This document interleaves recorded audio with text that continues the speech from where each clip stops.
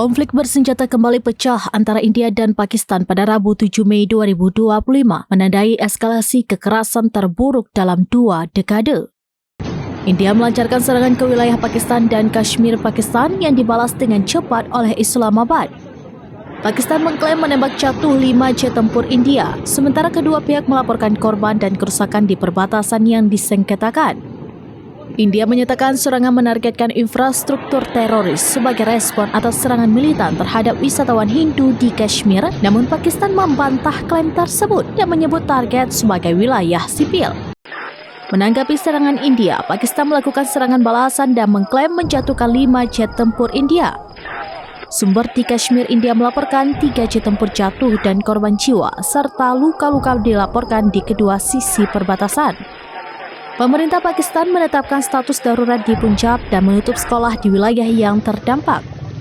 Ketegangan yang meningkat ini menarik perhatian internasional. Presiden Amerika Serikat menyebut konflik memalukan dan Sekjen PBB menyerukan pengekangan.